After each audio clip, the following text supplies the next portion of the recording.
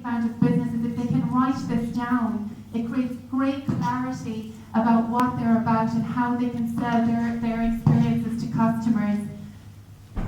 So when we're thinking about doing a written pitch for our business, we need to define the business offering, the USP. We need to define the product offering. So think of my general guided tour versus my premium garden tour at the gardens. I need to know my price for each experience I offer, and I need to understand my pricing region. And every time I create any piece of marketing material, offline or online, I need to reference the Wild Atlantic Way brand.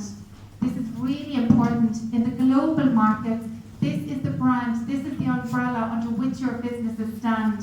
And if you do not include this brand, you are excluding yourself from the global pitch. I cannot emphasize that enough.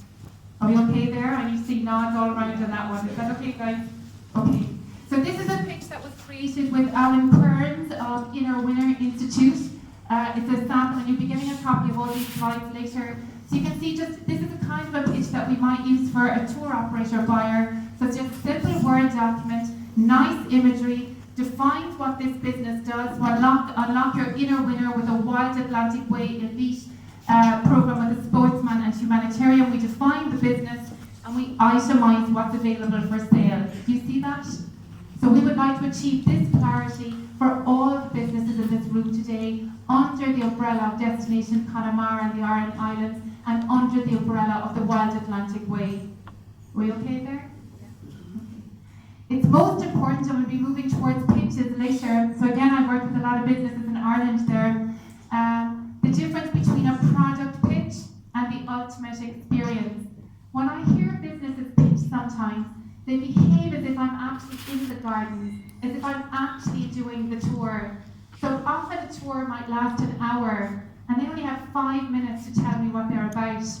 But they'll behave as if I'm there, and they'll drown me out with dates. They'll actually behave as if I can see the pictures and the windowsills in that business, but I am not there. Often the person you're pitching to isn't on site in your business, so you need to be able to distill your pitch into 5 minutes, so I can get what your business is about without being there. And the exercise that we have this afternoon for you really emphasizes that skill. And I am also well aware that that's a very hard skill to refine, so we work at that, we practice it.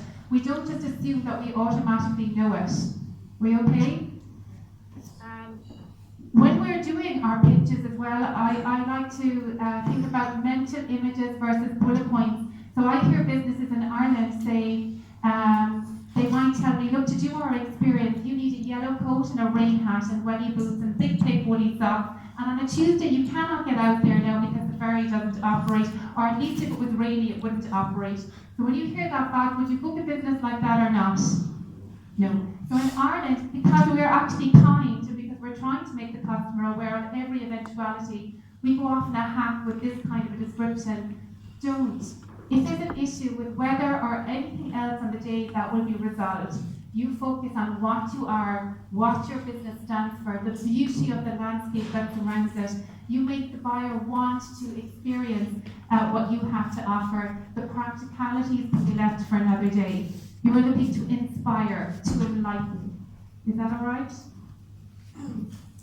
We're going to take a quick look at who you can sell to now. So when we're building our businesses, we think of direct sales channels and indirect sales channels. And if you think about those businesses that I said earlier, when you looked at the books and they put all their eggs in one basket, if you could keep this kind of a diagram in mind, it would be wonderful. So when we look at books, what we want to see is business that comes from direct and indirect sales channels.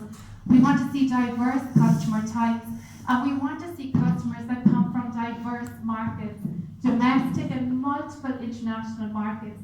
And the more markets we can weave through, the more stable our business will be, and the more we know they'll be in a position to thrive and survive for the future. The reason we're obsessed, so we never forget our own, the domestic market is really important, but the reason we're obsessed about the international markets is that in terms of revenue generation, they bring twice as much money. So every international visitor to the island of Ireland will spend twice as much money on their holiday as a domestic visitor, and therefore in terms of us all earning money to switch the lights on and pay our salaries and keep the tourism industry going, the global crucially important. So if you are looking at your books and see that there's an over-reliance on a particular sales channel or a particular market, do think about this, because we need to see more of these kind of people coming to Connemara and the Aran Islands. Now I'm going to put a question out to you, and we'll be wrapping up in about 10 minutes for lunch.